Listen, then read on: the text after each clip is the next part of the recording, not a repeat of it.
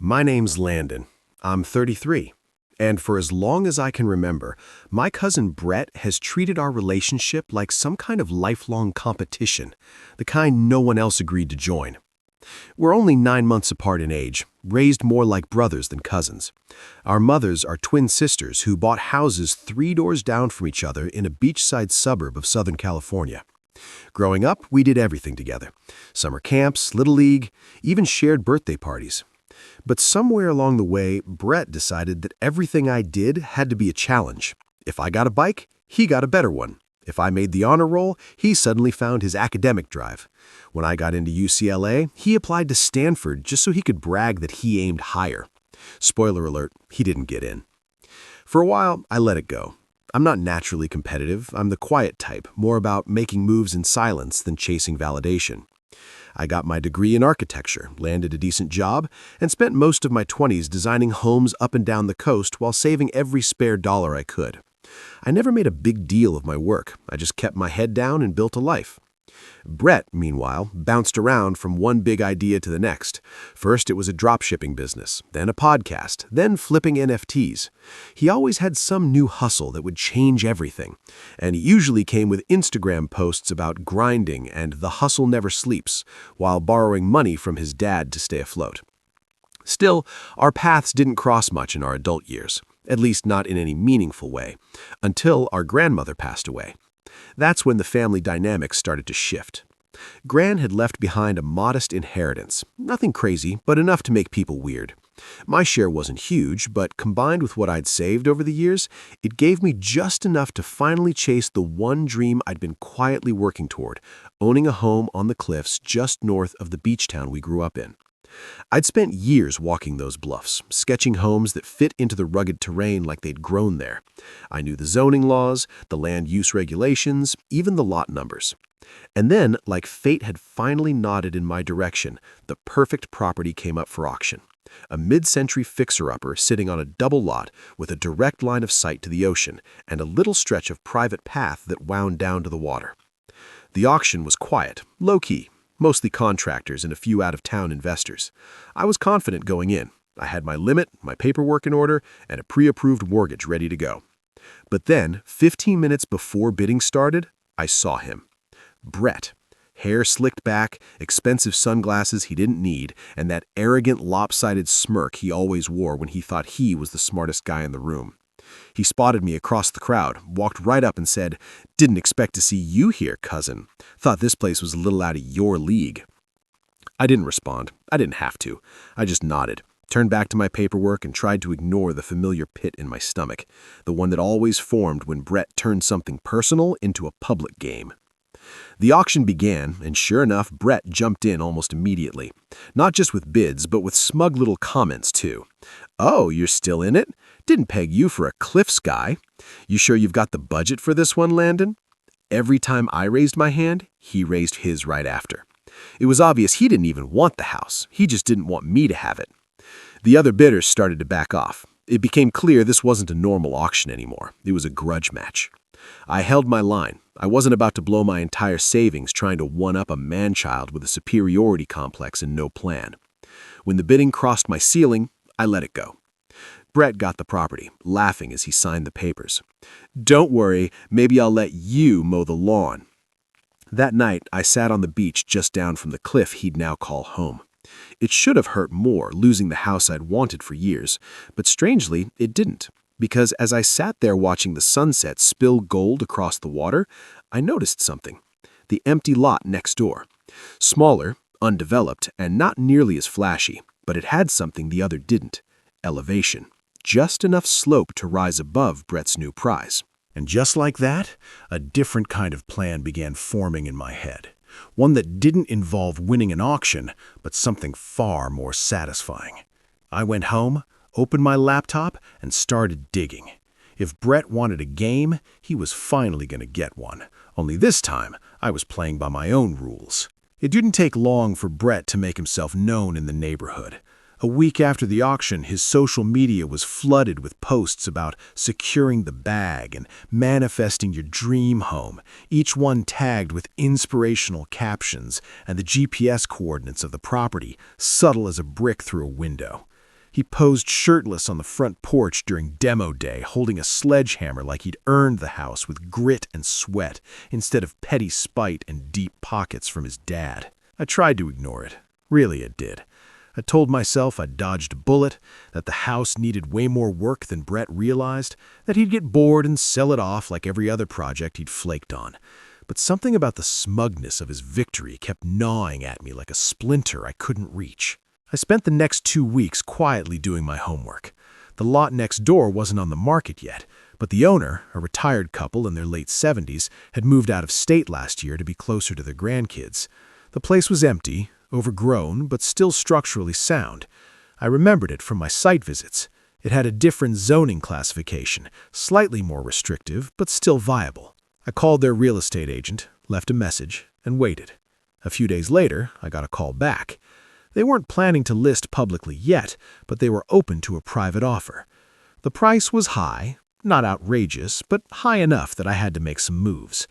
I talked to my bank, leaned on a few contacts, and got pre-approval in motion. It would be tight, tighter than I liked, but doable. And best of all, it was completely under Brett's radar. While the paperwork moved, I kept my distance. I didn't need to poke the bear. Brett, however, seemed determined to flaunt his win. He started inviting family members over for progress walkthroughs like he was hosting a reality show. My aunt posted a photo of Brett holding up a glass of champagne in the gutted living room with the caption, "My brilliant boy making power moves." That stung a little.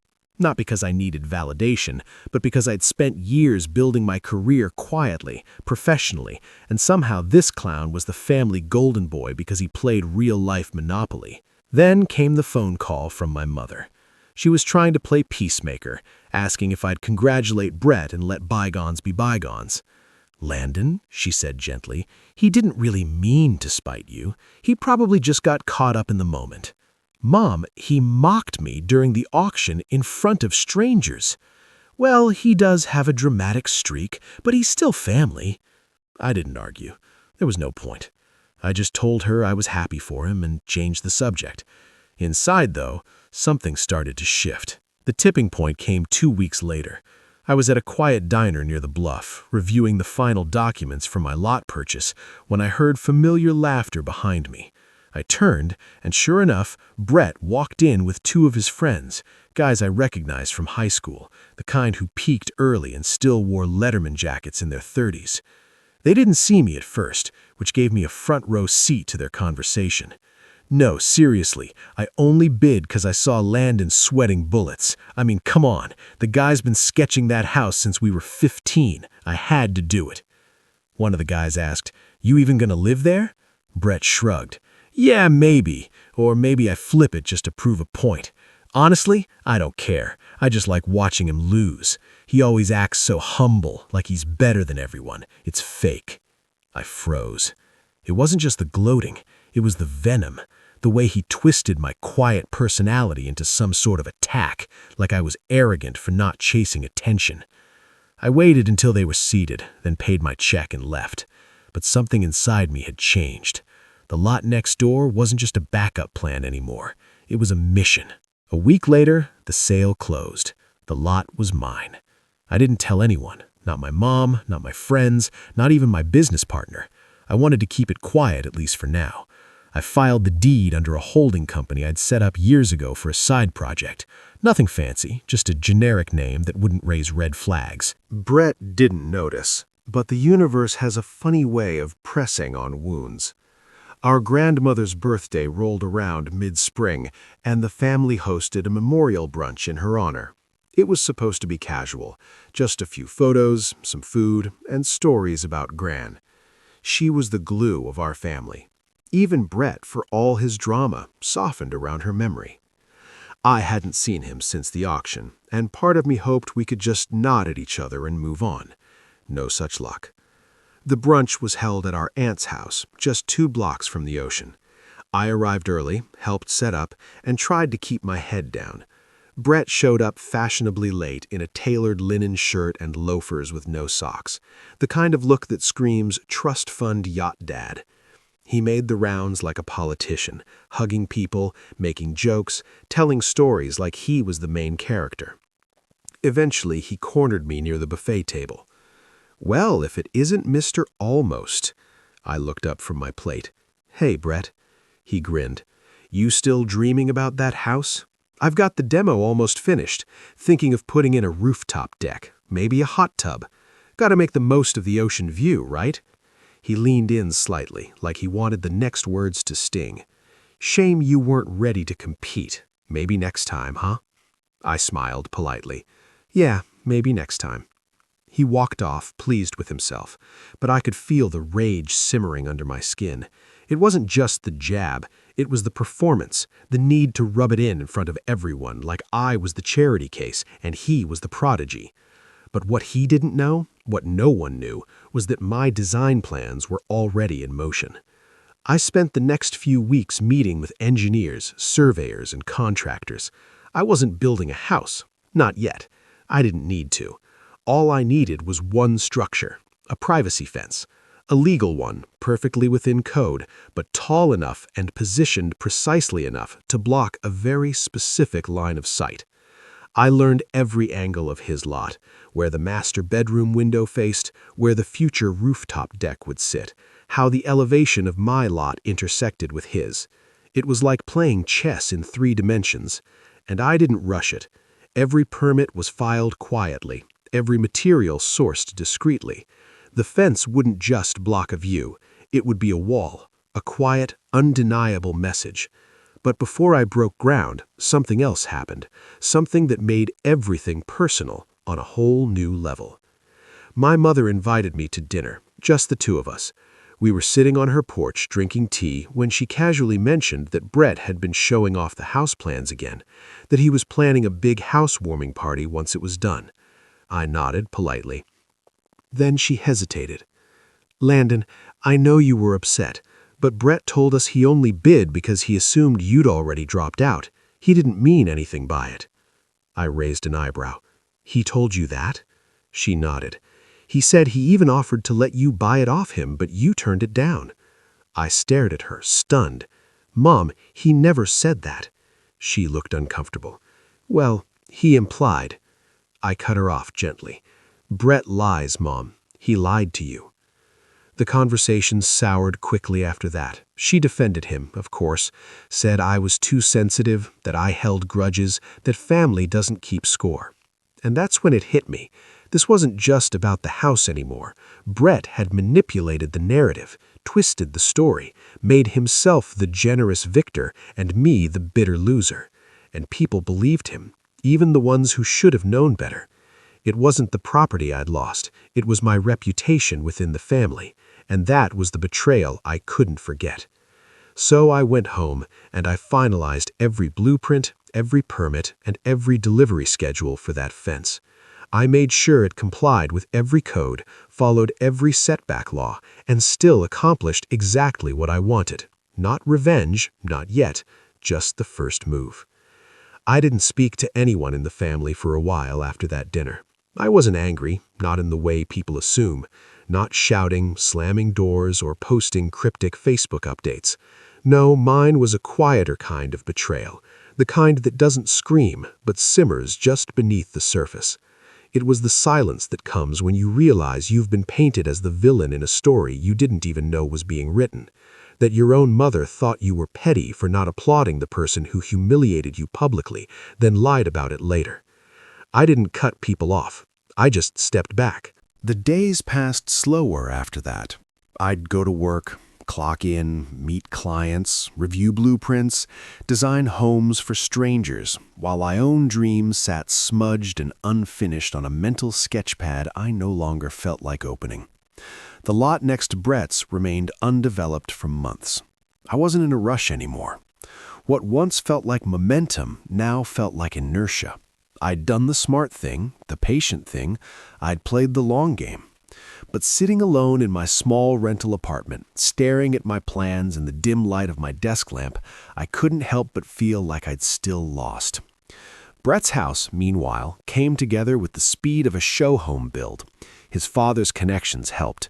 He used family money for the best materials, flashy finishes, and an over-the-top rooftop deck complete with glass railing and recessed lighting, all aimed, of course, at maximizing that ocean view. He even posted a time-lapse video of the whole construction process. "Turning a dream into reality," the caption read, with more hashtags, more praise. The comments poured in. Extended family, old friends, even mutual acquaintances who barely knew him, all congratulating him on his vision. I stayed off social media for a while after that, but if I'm being honest, the hardest part wasn't Brett. It was the loneliness. The isolation that crept in after years of working in silence, of prioritizing stability over spectacle. You get so used to keeping your head down that one day you look up and realize everyone else has moved on without you, that they took your quiet nature as absence, that they believed the louder voice by default simply because it was louder. I started second-guessing everything. Was I too cautious? Too quiet? Had I made myself invisible? And then came the worst moment of all, the real bottom. It was the night of Brett's housewarming party.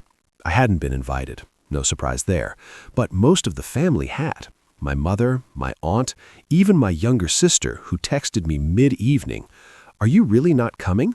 It's actually really fun. The view is insane." I stared at the message for a long time. I didn't respond. Instead, I drove out to the coast. Not to spy, not to be petty, just to remember. I parked along the Overlook Trail, a public path I'd walked 1,000 times before, and climbed up to the old vantage point. From there, I could see both lots, Brett's, now lit up like a celebrity compound, and mine, still empty, still quiet, its outlines only visible if you knew what you were looking for. The laughter carried on the wind, music, clinking glasses, people dancing on that glass rail deck, and for a moment I truly wondered if I was the fool, if all my planning, my silent revenge, my dignity, if any of it mattered. That night I drove home and seriously considered selling the lot. The market was good. I'd make a decent profit. I could move on, start over, maybe even leave the coast entirely. But I didn't. Instead, the next morning I woke up at dawn, walked to my desk, opened my sketch pad, and redrew the plans from scratch. Not for a house, not even for a fence, but for a sanctuary. If I was going to stay, I needed something more than revenge. I needed peace. I needed a space that was mine, not in reaction to Brett, not to outdo anyone, but just mine. So I shifted the design. I pulled back the southern edge, carved out a stone meditation area with a cascading water feature and native plants that wouldn't block the view but would soften the edge. I added a library loft just big enough for a reading nook with a west-facing window. I brought in the best acoustic engineer I could find and asked them to help me design a space so quiet you could hear the tide change. I told no one, but I started to come back to life. Work picked up again. I took on a new client, a young couple who wanted their dream home built up in Big Sur, and they gave me full creative freedom. It was the kind of project that reminded me why I loved architecture in the first place. Not just the lines and angles, but the feeling, the emotional blueprint that lived under every wall. With the new commission came new confidence, and with that confidence, a kind of emotional distance from Brett's nonsense. His bragging started to feel more hollow, like noise in the background of a much better song I'd forgotten I was writing. The turning point came in early fall. I was sitting at a small coffee shop in town when I overheard a conversation between two women at the next table. They were talking about Brett's house. "Yeah, it's gorgeous, but it's just so loud. Everything's shiny and the deck's beautiful, but I heard it overlooks a construction site now." The other woman laughed. "Oh, that. Yeah, some architect bought the lot next door. No one knows what he's building yet, but apparently it's going to be private. Real private." I sipped my coffee, smiled, and went back to sketching. Because by then, the permits were approved, and the materials were ordered, and the fence, my fence, was no longer just a wall. It was the first line of a new home, one built not out of spite, but intention. The world still thought I was licking my wounds, but quietly, brick by brick, I was rebuilding something far stronger. And when Brett finally realized what I'd done, Well, let's just say the view was about to change. Construction began 3 days after my 33rd birthday.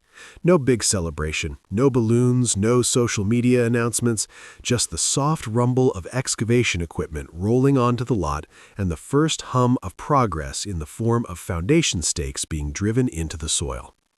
I stood on the edge of the site that morning, coffee in hand, watching as the crew began marking off the first trench lines for the footings. A warm breeze drifted up from the coast, carrying with it the scent of salt water and a promise. The lot I bought was narrow but elevated, and my design took full advantage of that. A minimalist coastal modern structure with clean lines, natural wood accents, and high privacy walls where it counted. But the real gem was the western slope, where my fence, perfectly legal and perfectly positioned, would eventually rise just high enough to obscure the view from Brett's brand new rooftop deck. Not entirely. That would have been too obvious, too easy to challenge. No, I had a better idea. One that would frustrate him not with a wall, but with a carefully orchestrated interruption of his illusion of supremacy. Instead of building the fence straight across, I designed it with staggered wooden panels, architectural fins that alternated in height, spaced artistically and aligned at a calculated angle. It was modern, chic, the kind of thing you'd find in an elite design magazine. But functionally, it sliced his panoramic ocean view into awkward, broken segments, jagged slats of sky and water interrupted by warm cedar blades and ornamental bamboo. He'd still technically have a view, just not one worth bragging about. And I wasn't done. See, I had spent the last few months learning things about zoning, about city ordinances, about sound dispersion and property line rights. I studied how shadows fell during the late afternoon sun. I mapped out how landscaping could redirect sight lines without being classified as an obstruction. I hired the best lighting designer I could afford and gave them a strange but very specific brief. I wanted the softest, warmest, low-voltage garden lighting that would subtly bounce light upward at night, just enough to glow on the side of Brett's house without breaking any codes. Make it look unintentional, I told the designer, just a little ambient. And slowly I gathered my allies. Not co-conspirators, no one who even knew the full scope, but professionals who trusted my vision. My contractor, Miguel, was an old friend from college, one of the most precise builders I knew. He never asked why the panels were angled the way they were. He just made sure they were installed within a millimeter of the blueprint. My landscape architect, Janine, had an eye for blending native vegetation with purposeful intention. I told her I wanted natural privacy. She gave me an outdoor garden that could have doubled as a monastery courtyard. Thick, soft reeds, eucalyptus screens, strategically placed boulders. And my lighting expert, Aiden, treated the outdoor space like a canvas. Every glow, every reflection, every beam, it was all orchestrated to say one thing: this space is mine. Brett, of course, noticed the construction eventually. I could feel it happen before I even saw him. The quiet shift in energy. The first time I caught him standing at the edge of his deck, arms crossed, watching as my framing crew hoisted the first long beam into place. He didn't wave, neither did I. A few days later, I got a call from my mom. "Brett says you're building something right next to his house." He sounded concerned. "Concerned about what?" I asked flatly. She hesitated. "He says it's intrusive." I almost laughed. Intrusive? You know how he gets. He's just saying it blocks some of his light or the view, or maybe it's too tall. "It's within code," I replied calmly. "Permits approved, everything's legal." She didn't push further, but I could tell she was uncomfortable, and that's when I realized Brett was starting to lose the control of the narrative. For once, he couldn't out-muscle me with money or charm. He couldn't spin this into some cute family rivalry, because I wasn't playing that game anymore. I wasn't reacting. I was moving with intent. But that didn't stop him from trying. He showed up on my lot the following week, uninvited. I was walking the site with Miguel, discussing roof overhangs and solar panel placements, when I heard a familiar voice behind me. "Well, well, look who's back in the game." I turned. Brett stood at the edge of the gravel path, arms spread like he was greeting an old friend. He wore aviator sunglasses and a Patagonia vest over a crisp white tee, the kind of outfit that screamed, "I watched a TED Talk about leadership once." I didn't smile. "Morning," I said curtly. Miguel gave me a look and quietly stepped away, leaving us alone. Brett walked forward, surveying the skeletal frame of my house. "Didn't think you'd actually build on this lot," he said, gesturing around. "Not a ton of space. Kind of boxed in, don't you think?" I stayed silent. He cleared his throat. "I mean, no offense, but it's not exactly ideal for a cliff property, especially with my deck right there. Not much of a view left, huh?" I tilted my head slightly. "I'm not building for the view." He blinked. "Then what are you building for?" I met his eyes. "Peace." That threw him off just for a second. His smirk twitched. "Right. Well, I guess everyone has their priorities." Then, as if remembering why he came, he straightened. "Look, I'll cut to the chase. I've been talking to a friend on the planning board. He says you're putting up some kind of segmented fence." I nodded. "Is that really necessary? I mean, you and I, sure, we've had our differences, but we're family. Don't you think a regular fence would be enough?" I let the silence stretch. "You mean the kind that doesn't block your deck?" I asked finally. He shifted. "I'm just saying maybe we don't escalate. I've got investors looking at my property, long-term plans. I'd hate for that to get complicated." There it was, the real reason. Not concern, not sentiment, just his wallet, his image. I gave him a small, tired smile. "Then maybe you shouldn't have made this personal." He didn't reply, just turned and walked away. That was the last conversation we had, but it wasn't the end of the setup. No, because the next step wasn't about him. It was about completing the space, the one I designed from the ground up, not just to exist beside him, but beyond him. The one that would serve as living proof that dignity could be louder than ego, that the quiet one sometimes wins, not by shouting, but by building something worth looking at. By early winter, the exterior was complete. The fencing panels rose like sculptures, staggered and sleek, casting long shadows across Brett's deck every afternoon just before sunset.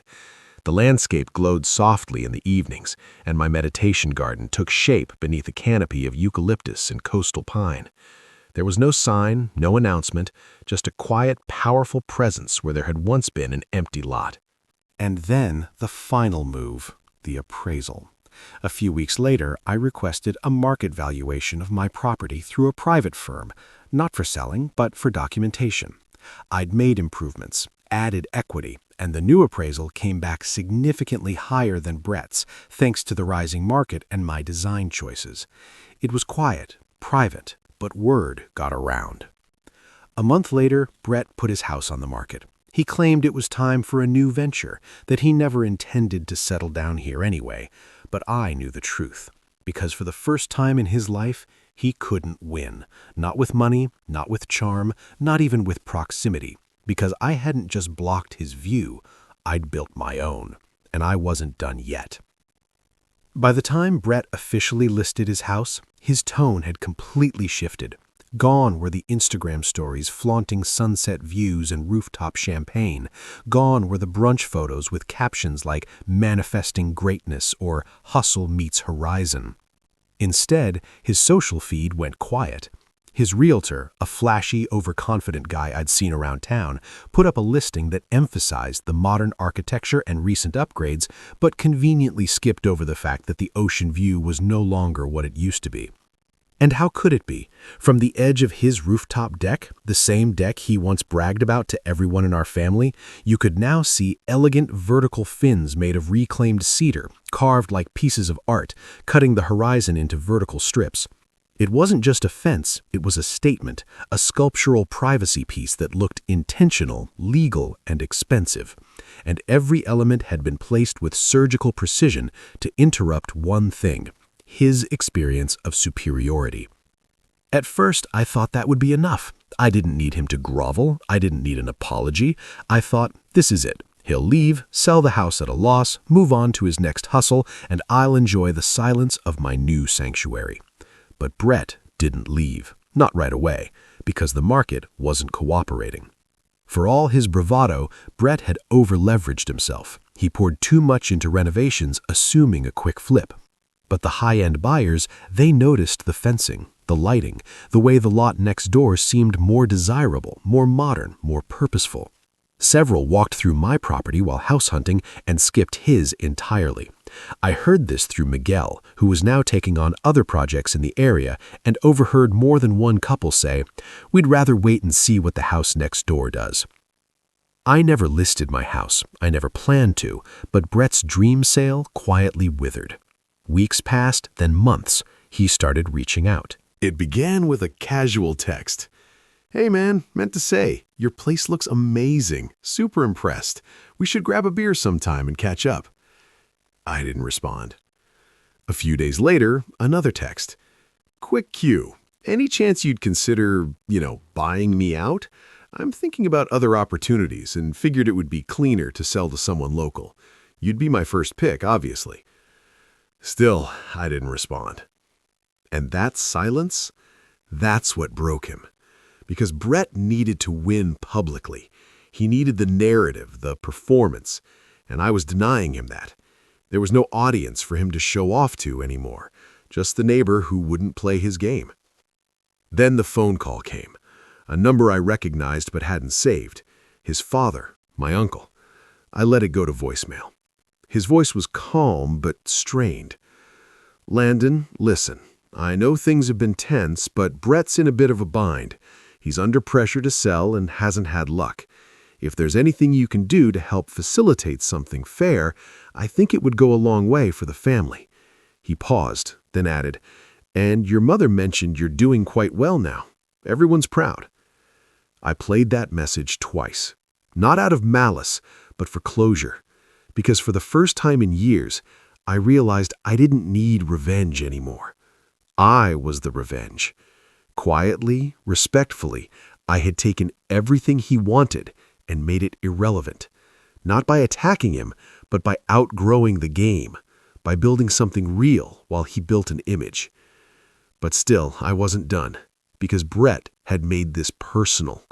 And while I'd never wanted a war, I was ready to end it. So I called him, short and to the point. "Hey," I said. He sounded relieved. "Landon, man, thank you for calling back. I was starting to think." "I'll make you an offer," I said, "but not for your asking price." Silence. "I've reviewed your listing," I continued. "You've been sitting on the market for 4 months. You've dropped your price twice. Your deck faces a privacy feature. The view's compromised. You've maxed out on zoning, and I know for a fact your financing was structured assuming a full ROI within 6 months. Another pause. "I'll offer 20% below market," I said, "and I want the furniture included." He tried to protest, tried to pull the "but it's a premium property" line. I didn't argue. I just said, "This is a clean deal. Cash, no agents, close in 2 weeks. He stalled for 2 more days trying to bluff. But I knew the numbers. I knew his leverage had evaporated. So when he finally called back, voice small, humbled, I met him at a local notary's office and signed the paperwork. Just like that, the house was mine. The same house he fought to take from me, the one he paraded in front of the family, declared his victory, mocked me for losing. And now it belonged to the quiet cousin. And here's the thing I never told him. I didn't want the house anymore. I didn't need it. But owning it meant it would never be his again. It meant I could repurpose it. So I walked through that house one final time, room by room, all the showy fixtures, the oversized wine fridge, the rooftop deck that no longer saw the ocean. And then I called a friend, Ava, a local nonprofit director I'd worked with on a community design project the year before. "I've got something for you," I said. "Ever thought about turning a luxury house into a creative retreat space for artists, architects, people who need time away to work on something real?" She said yes. And a month later, Brett's dream home reopened its doors, not as a monument to his ego, but as a sanctuary for people doing meaningful work. I funded the renovations anonymously. I let Ava take full credit. As for me, I live next door in the house I built, my house, the one that started as a silent rebellion and ended as a place of peace. I didn't brag, I didn't post. But one evening, as the sun dipped low and the wind rustled the tall grass along the bluff, I stood on my deck with a cup of tea and watched as a young artist carried her sketch pad up the path to Brett's old rooftop. She looked out across the horizon, smiling softly, taking in the fragmented strips of sea and sky. And I smiled too. Because I hadn't just reclaimed my dream, I'd redefined it. And for the first time in a long time, I didn't feel like I'd won. I felt free. Some fences are built to keep people out, but the best ones are built to keep peace.